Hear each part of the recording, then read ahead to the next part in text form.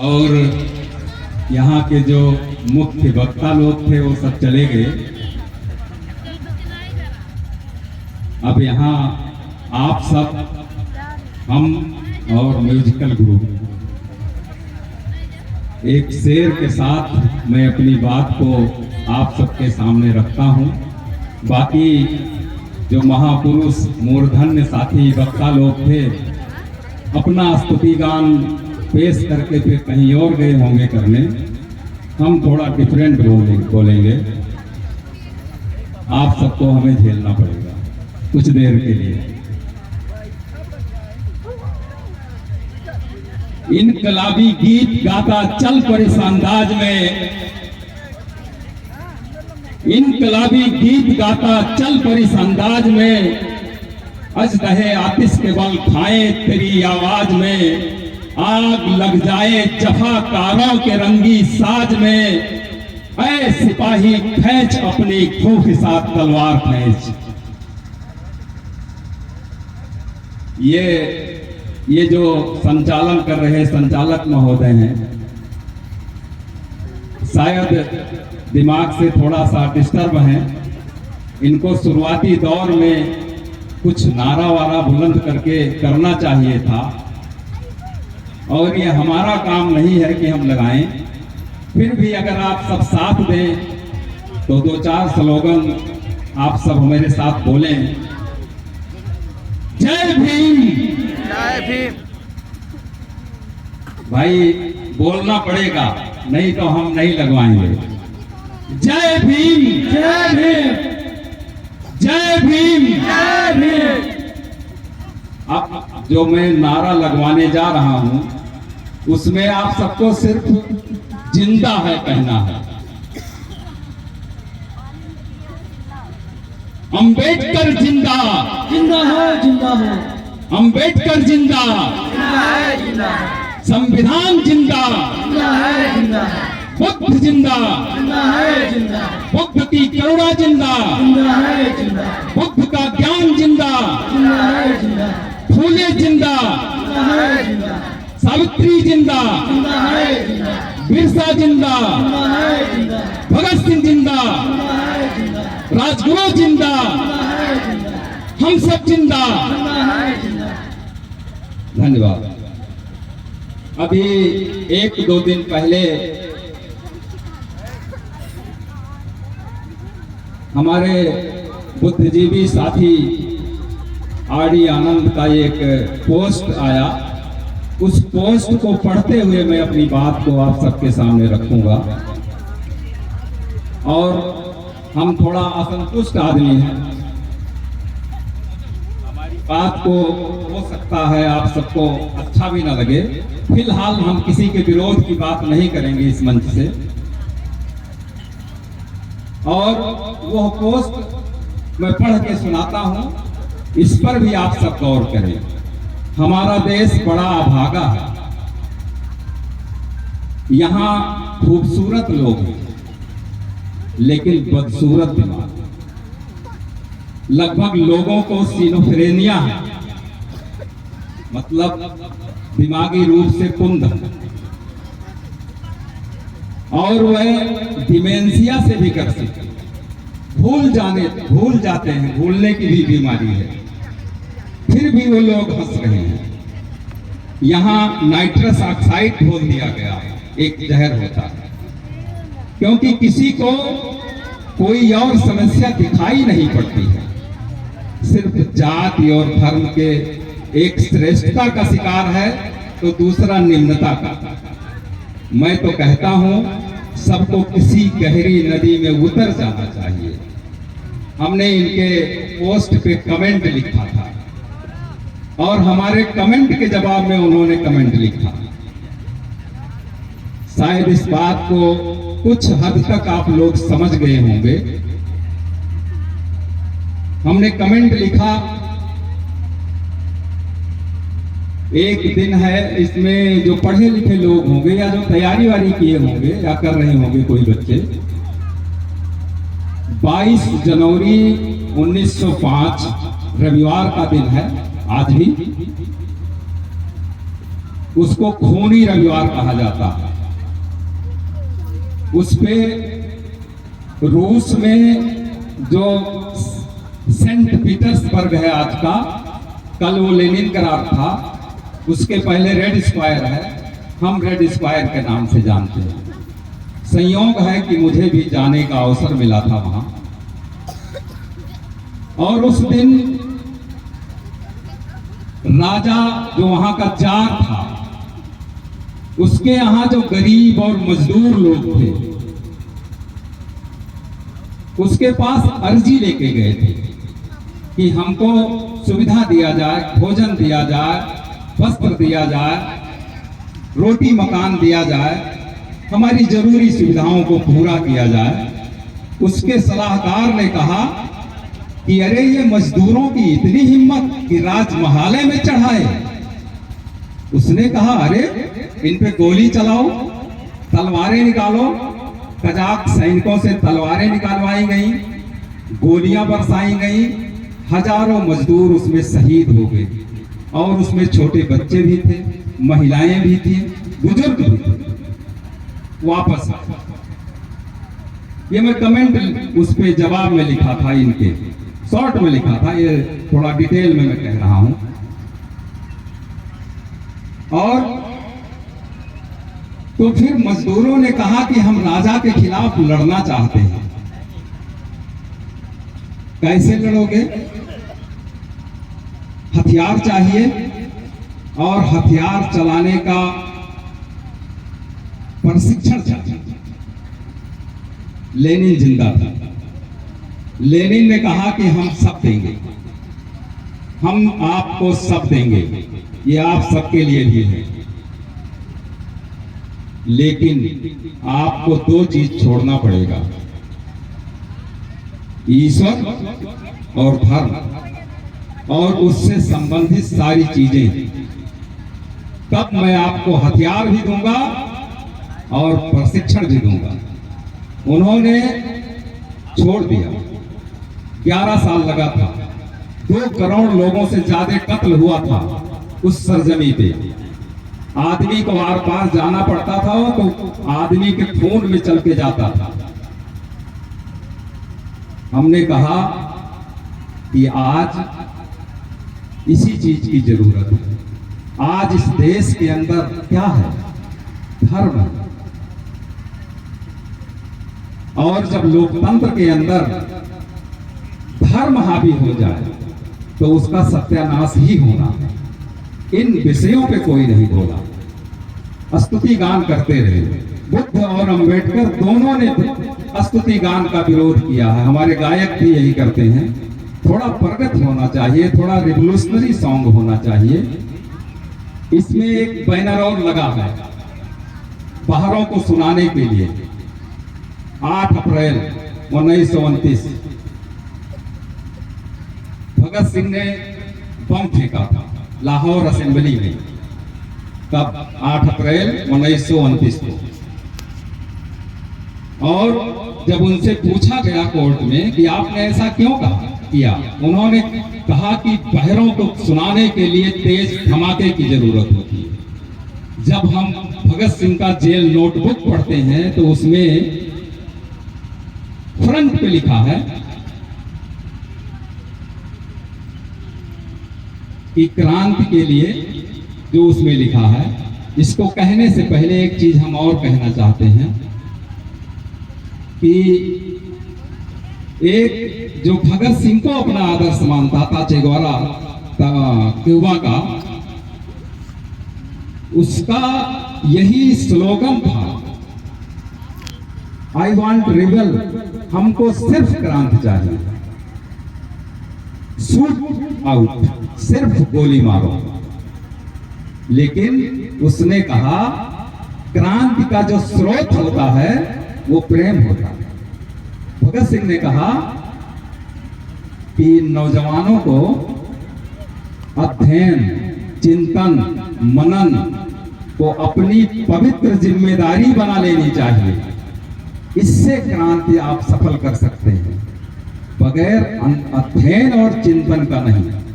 ये अनुभव वाले लोग जो भाषण करके इसमें से उसमें जोड़ के चले जाते हैं, ये दलितों के लिए देश नहीं बनाया था बाबा साहब ने। संविधान का जो पहला लाइन है वो है, हम भारत के लोग, we the people of India, सबके लिए बनाया था। और जो मनुष्यता के लिए काम करे, जो लोकतंत्र बचाने के लिए काम करे, वो हमारा है। अगर दलित हमारे विरोध में है तो वो हमारा नहीं है। हर गांव में पाए जाते हैं, पूरे देश में पाए जाते हैं। 14 में जब मोदी की सरकार बनी तो एक स्लोगन निकला, तीनों दलित राम भाजपा में शामिल। कौन थे वो तीनों दलित राम? रामदास अठावले अभी बोधगया आए तो थे, वहां से भगाए गए, फिर वो उसके मुख्यमंत्री से मिले, चले आए बयान दे के। मरहूम रामविलास पासवान, उदित राज उर्फ रामराज, ये 14 में उनके साथ चले गए। आप कैसे दलित नेताओं की बात करते हैं? आप ईमानदारों की बात करेंगे। हम कहना चाहते हैं, इसके पहले, आज के 10 साल 20 साल पहले से एक स्लोगन, एक लाइन लोग पढ़ा करते थे, अब दूसरी चीज पढ़ रहे हैं। यही जो भाषणी लोग हैं अभी करके गए हैं कि बाबा साहब दुनिया के 6वें नंबर के विद्वान थे। 2008 में यही हरैया बुद्ध विहार पे 1-2 प्रोफेसर भी आए थे। उन लोगों के सामने हमने पत्र लिखवा करके भेजा, वो बोल रहे थे यही बेमतलब की बात कह रहे थे, उसका मतलब वो खुद नहीं जानते थे। हमने कहा कि अगर बाबा साहब 6वें नंबर के विद्वान हैं तो इनके ऊपर वाले 5 वाले कौन से लोग? फिर उस चिट्ठी का कोई जवाब नहीं आया, पता नहीं क्या क्या उन्होंने कहा। वो विद्वानों की बात में नहीं करता। जिन्होंने विद्वानों से भी कुछ नहीं होता, काम से होगा, क्रांति से होगा, उसका रिजल्ट से होगा। हम आपको बताने की कोशिश करते हैं 1 + 5 + 1 + 1 मतलब 1809 में डार्विन पैदा होता है। उसने कहा समस्त जीव जातियों का कर्मिक रूप से विकास हुआ, इनका निर्माण नहीं हुआ, कोई निर्माण करता नहीं है। सारे पोप पादरी इंग्लैंड के उसके पीछे लग गए, बड़े घर का था, कुछ नहीं कर पाए। उसका जो रिवोल्यूशनरी थ्योरी है आज भी दुनिया में सर्वोच्च मानी जाती है। वहीं 1818 में पैदा हुआ मार्क्स, जर्मन में पैदा हुआ, फ्रांस से इंग्लैंड गया, और उसके सहयोगी एंगल्स 1820 में पैदा हुए थे। उन दोनों लोगों ने बड़ी मेहनत की, थेसिस लिखी, एक किताब लिखी तब 1848 में। उस किताब का नाम है कम्युनिस्ट घोषणा पत्र। 1848 में सत्य शोधक समाज, आप सब नाम जानते हैं, मैंने पढ़ा, मैंने ज्योतिबा फूले को भी पढ़ा, सावित्री को भी पढ़ा, मैंने डार्विन को भी पढ़ा। उस सत्य शोधक समाज ने जो कम्युनिस्ट घोषणा पत्र है उसका मराठी में अनुवाद किया। बाद के दौर में तमिल में पेरियार नामा स्वामी नायकर ने अनुवाद किया। मैं इस बात को क्यों कह रहा हूं, उसका भी मतलब बताता हूं। फिर वो क्रम चलता रहा। लेनिन आए 1870 में, उन्होंने लागू किया, रसा के अंदर रिवोल्ट हुआ, क्रांति हुआ, मजदूर सत्ता में आया। उसके बाद स्टालिन पैदा होता है, उसके दौर में विश्व युद्ध हुआ, उसमें भी बहुत कत्लेआम हुआ। बंदूक और तोप की गोलियां तो चली। जब जर्मन और रशियन सोल्जर, सिपाही आपस में जब लड़ने लगे साइबेरिया में, और दोनों तरफ के कमांडर्स हिदायत देकर के खड़े हुए कि अगर पीछे आओगे तो जरूर मार दिए जाओगे, हम तुमको गोली मारेंगे। वहां उस समय इतना विकसित नहीं हुआ था गन और बुलेट्स। दोनों तरफ की फौजें आमने सामने बैनट फाइटिंग की, जो संगीनें लगी होती थी गन के अंदर। कई करोड़ लोग कत्लेआम हुए। यह दौर चला। और हिटलर को जा करके वहां आत्महत्या करना पड़ा, जर्मन में वापस बैरक में लाल सेनाओं ने घेरा। और 1893 में बाबा साहब के जन्म से 2 साल बाद माओ से तुंग पैदा होता है चीन के अंदर। उसने चीन के अंदर जो जमींदार, जो लुटेरे, जो गरीबों को हक लूटने वाले थे, उन सबका नेस्तनाबूद किया, आजाद करवाया 1949 में। हमारे आजादी के 2 साल बाद आज जिनपिंग, वहां कोई भिखारी नहीं है, कोई बेरोजगार नहीं है, किसी तरीके से हैंडीकैप है अगर आदमी, वो उसके लिए भी व्यवस्था है, सब कुछ ठीक चल रहा है। उसके खिलाफ बहुत सारी यहाँ धर्म वाली बातें बताई जाती हैं, इससे काम नहीं चलता। सच्चाई से काम करना पड़ेगा और सच्चाई के लिए अध्ययन करना पड़ेगा। बगैर अध्ययन किए ये जो वक्ता लोग इधर उधर मुंह मारते और बात कर रहे हैं, इससे आप बाबा साहब को नहीं समझ पाएंगे। बाबा साहब उस परंपरा के थे, उस क्रम के छठवें आदमी थे कि इंडिया को संविधान दिया और संविधान लोकतंत्र पे चलेगा। 1949 25 नवंबर को 26 नवंबर को भारतीय संविधान यह देश अंगीकार करता है और 25 नवंबर का भाषण है बाबा साहब का। 5 चीजें उन्होंने कही थी कि इस देश के लिए, इस लोकतंत्र के लिए, इस संविधान के लिए, इन गरीबों के लिए, इस गरीबों के हक बहाली के लिए जो सबसे बड़ा दुश्मन है वो 5 चीज है। ये बगैर पढ़े कैसे ये बताएंगे, कैसे भाषण करेंगे? ये तो भीड़ प्रिय लोग हैं ना। भीड़ प्रिय आदमी कभी सच्चा नहीं हो सकता। उसमें कहा उन्होंने सामंतवाद बहुत बड़ा दुश्मन है संविधान और लोकतंत्र का। स्त्री पुरुष की गैर बराबरी, पूंजी और सबसे खतरनाक धर्म है। धर्म खतरनाक है। जो धर्म का राज आप देख रहे हैं मोदी और भाजपा आरएसएस के रूप में, ये जो बुद्ध की प्रतिमा लगी है, ये धर्म नहीं है भाई, ये धम्म है। ठीक है, ये ज्ञान है और ज्ञान का रास्ता है, वो अध्ययन से आएगा, सीखने से आएगा। ये धर्म नहीं है। इसको आप लोग धर्म बना लिए हैं। अंबेडकर और बुद्ध की प्रतिमा को उसी अंदाज में आप पूजा करते हैं, पढ़ना नहीं चाहते। दुनिया की जो सबसे महत्वपूर्ण किताब है वो कम्युनिस्ट घोषणा पत्र है, जो 1848 में लिखी गई। वहां से क्रांतियां चालू हुई है दुनिया के अंदर। और बाबा साहब ने कहा था कि आपको कम्युनिस्ट घोषणा पत्र पढ़ना है, और आप धम्मपद भी नहीं पढ़ते। धम्मपद से महान किताब इस दुनिया के अंदर कुछ भी नहीं है।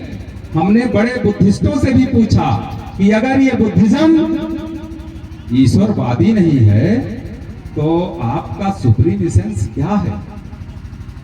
क्या है आपकी सर्वोच्चता? पता नहीं क्या क्या बताते हैं। धम्मपद पढ़ेंगे तब पता चलेगा ना। आदमी और समस्त जीवों में जो डिफरेंट करता है वो एक ही पॉइंट है। उस बात को बुद्ध ने कहा था और उस चीज को कहते हैं मोरलिटी, नैतिकता, इथिक्स, नीति। जो हम अपने रिश्तों को पहचाने, अपने आप से जो वादा करें, लोगों से वादा करें, वहां हम पहुंचे, उस काम को करें। इतनी ही बात को मजबूती से लिखा गया है धम्मपद में। सिर्फ समझने की देर है। ये कीचड़ से कीचड़ को जो धोने वाले लोग हैं, नफरत को नफरत से जो ठंडा करने वाले लोग हैं, ये अपने जो भाषणी हैं, इनमें आखिर प्रेम और मोहब्बत क्यों नहीं आता, मानवता क्यों नहीं आता? हम उस बात को कहते हैं कि जब हम पद पढ़ेंगे, 423 गाथाएं हैं, 12 खंडों में हैं।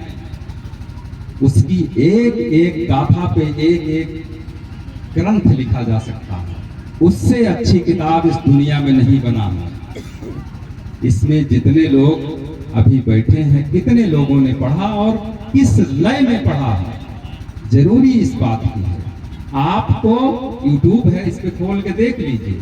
थम पद के बारे में, कम्युनिस्ट घोषणा पत्र के बारे में इतना ही अगर आप पढ़ लेते हैं और कहीं किताब मिलती है पढ़ेंगे, सारे सवालों का आपको हल मिल जाएगा। और ये जो आप स्तुति गान करते हैं बाबा साहब का और बुद्ध का, चाहे गीत के रूप में चाहे भाषण के रूप में, उसमें नफरत नहीं होनी चाहिए, उसमें मोहब्बत होना चाहिए और इनकलाब होना चाहिए, उसमें लड़ाई होनी चाहिए। तब हम मानेंगे कि ये है। अभी ये जो अपने भाषणी लोग गए हैं, होते तो मैं और अच्छी बात करता और तेज में बात करता। आंदोलन चल रहा है बोधगया में, आप सब भी जानते हैं, क्यों नहीं बोलेंगे? क्या इनका दिमाग डिमेंशिया में चला गया है, सिनोफ्रेजिया हो गया है? क्या नहीं समझ पाते? इतने बड़े विद्वान और वक्ता हैं, क्या यह सवाल नहीं आना चाहिए इस मंच पे, इस देश के अंदर, इस जनपद के अंदर? कल भी यही लोग भाषण करेंगे। किस बात का डर है? किस बात के आप बुद्धिस्ट हैं? उसका क्या इतिहास है? उसका क्या स्वरूप है? आगे क्या रिजल्ट होना है? क्या आपका फर्ज नहीं है? आपको नहीं बोलना चाहिए? 1861 में कनिघम ने उसकी जो है खुदाई करवाई, वो टीला पड़ा था और उस पे बुद्धिस्टों का तो पूरा सर्वनाश कर दिया गया था ना इन ब्राह्मणवादियों द्वारा। और जिस सन में बाबा साहब पैदा हुए हैं 1891 में, उसी दौर पे कब्जा कर लिया था इन्हीं ब्राह्मणवादियों ने। और 1949 का जो एक्ट है, संविधान लागू होने के बाद 26 जनवरी 1950 को स्वतः समाप्त हो जाना चाहिए। नहीं समाप्त हुआ, नहीं समाप्त हो रहा है। क्या करेंगे? क्या रूट चार्ट? वहां जो अच्छे अच्छे जो बौद्ध भिक्षु भंते जी लोग हैं, हम कहते हैं उनका भी दिमाग खराब है। इसीलिए मैंने कहा कि हम डिफरेंट टाइप के हैं, मैं डिस्टर्ब टाइप का बात करता हूं। सिर्फ एक चीज, ये मेरी सलाह है इस छोटे से मंच से, एक अभियान छेड़ो। बुद्ध अगर ज्ञान का मार्ग है तो धर्म से इसको हटा दीजिए, अध्ययन करिए, चिंतन करिए और त्रिपिटक के अंदर उसी पंचशील, अष्टांगिक मार्ग, 10 पारमिता, कार्य कारण का सिद्धांत, अनीश्वरवाद का सिद्धांत, अनात्मवाद का सिद्धांत, उसी में सारे सवालों का हल है। ये पढ़ना पड़ेगा, समझना पड़ेगा। बगैर समझे ये बात करते हैं। क्या करना? सिर्फ एक चीज कर लीजिए, सारा हिंदुस्तान आपका है, आपके लोग हैं। सिर्फ उनसे अपील करिए, अपील निकालिए, वॉइस अपनी तेज करिए कि वो धर्मों का त्याग कर दें। किसी भी प्रकार का धर्म है, अगर वो पाखंड से जुड़ा है, ईश्वर का त्याग कर दें। सब थरथरा के ना गिर जाए। जब धर्म ही नहीं बचेगा, वो उस खंडहर को लेके क्या करेंगे? आप मानव बन जाइए, इंसान बन जाइए।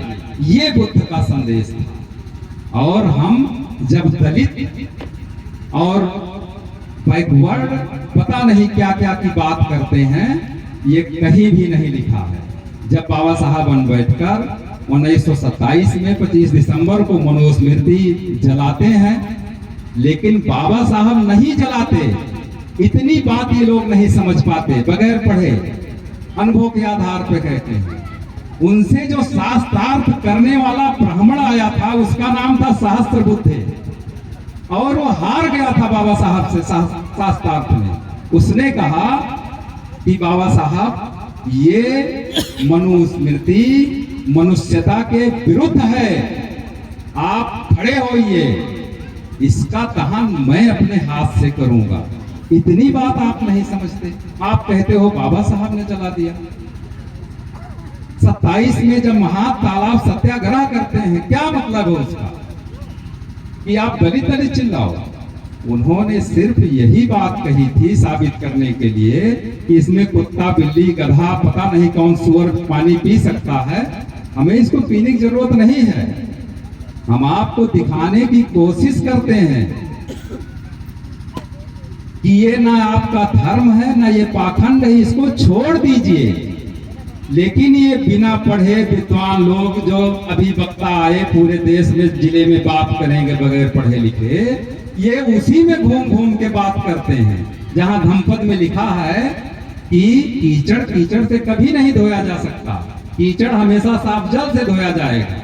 जब वो कीचड़ है उसको छोड़ क्यों नहीं देते हो, उसको क्यों अपने चेहरे पे मलते रहते हो, जाति और धर्म और ईश्वर और पाखंड को। इसीलिए मोदी और उसकी कंपनी खुश है कि आप कुछ भी करो, प्रचार तो उसी का कर रहे हो। इससे नहीं काम चलेगा, पढ़ना पड़ेगा। और ये जो पढ़े लिखे लोग हैं ये भी पढ़ना बंद कर दिए हैं, किताब नहीं पढ़ते। पता लगा लीजिए, ये पढ़ना नहीं चाहते। पता नहीं क्यों नहीं पढ़ना चाहते, ये मैं नहीं कहना चाहता। और आप सब ये जो 14 अप्रैल ये जो आपने बनाया है संस्था,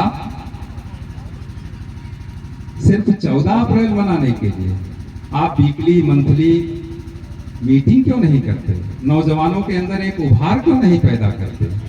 इस बैनर के अंदर राहुल सांकृत्यायन का भी नाम है, जिनका आज बरसी है, आज के दिन उनका मृत्यु हुआ था। इस बैनर के अंदर जलियांवाला बाग कांड भी है, जिसमें कितने लोग शहीद हुए। जो सरकारी आंकड़ा है वो है 379 लोग, लेकिन जो सही आंकड़ा हजारों से ज्यादा लोग मारे गए थे, उसका जो सबसे बड़ा चश्मदीद था वो कौन था? किसी साथी ने नाम लिया था, उधम सिंह। वो बच गए थे।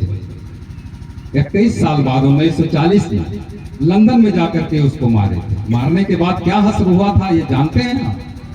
उनको कड़ी से कड़ी प्रताड़ना दे करके तब उनको फांसी दी गई थी। आंख ऐसे खोल दिया गया था, पानी का बौछार डाला जा रहा था आंख में। ठंडी में कपड़ा उतरवा लिया जाता था, बर्फ से नहलाया जाता था, पता नहीं क्या क्या सजाएं दी गई थी। वो अपने ऊपर महसूस करिए, तब क्रांति होगा, ऐसे नहीं होगा। इसमें एक कैरेक्टर का और नाम है, अमृतनामा लिखा है, सिमोन द बोवार। पढ़ोगे आप सब? इसमें जो पढ़ने वाले लोग, उनकी एक किताब पब्लिश हुई थी 1949 में। किताब का नाम क्या है? द सेकंड सेक्स, स्त्री उपेक्षिता। उसमें उन्होंने भूमिका के अंदर लिखा है कि औरत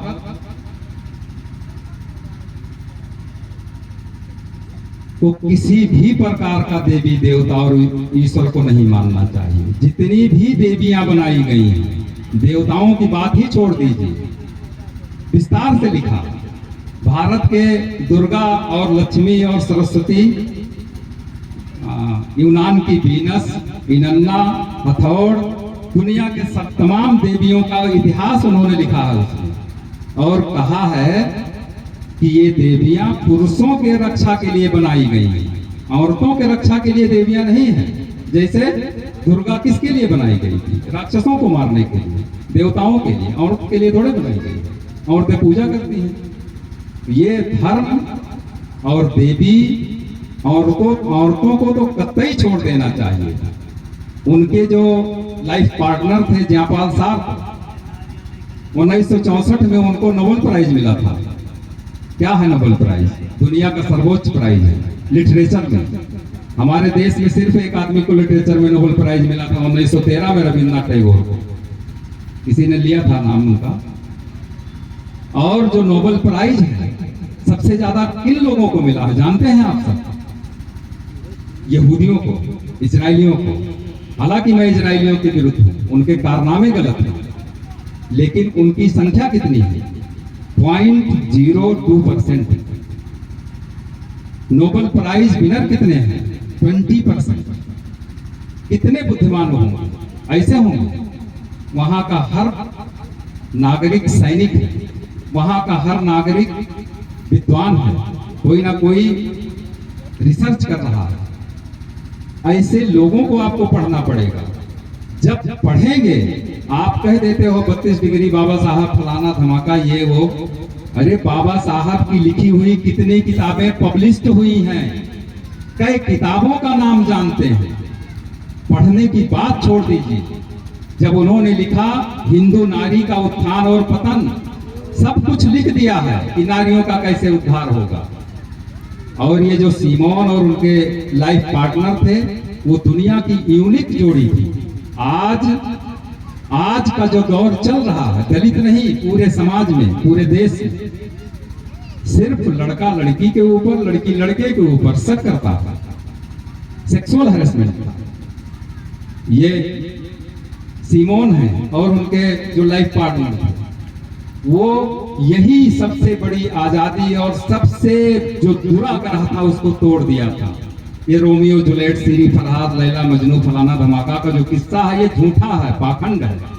इन्होंने कहा हमारे तरफ से आपकी आजादी है, उन्होंने कहा हमारे तरफ से आपकी आजादी है। दोनों प्रेम से मिलते थे। यही सबसे यूनिक जोड़ी है पूरे दुनिया की। प्रेम की कहानी पढ़ना हो, इनसे सीखिए। हमारी पत्नी भी यहाँ बैठी है, हमारे जिले में सबसे ज्यादा टहलने घूमने वाली है, अकेले देश के कई कोनों में भ्रमण करने गई थी, कई दिन रह के आई। कर तो रहे हैं, आप सब भी करिए। ये मैं आप सबको संदेश देता हूँ। एक दो लाइन के साथ मैं अपनी बात खत्म करता हूँ। हमारे बहुत प्रिय शायर हैं साहिर, साहिर माने जादू होता है, उनका साहिर लुधियानवी नाम है, और उनकी चंद लाइन कह के मैं अपनी बात को खत्म करूंगा। शायद आप सब उठ ही गए हैं कि धरती के फैले आंचल पर पल दो पल है रात का डेरा, जुर्म का सीना चीर के देखो, झांक रहा है नया सवेरा। ढलता सूरज मजबूर सही, चढ़ता सूरज मजबूर नहीं, रात के राही थक मत जाना, सुबह की मंजिल दूर नहीं। धन्यवाद।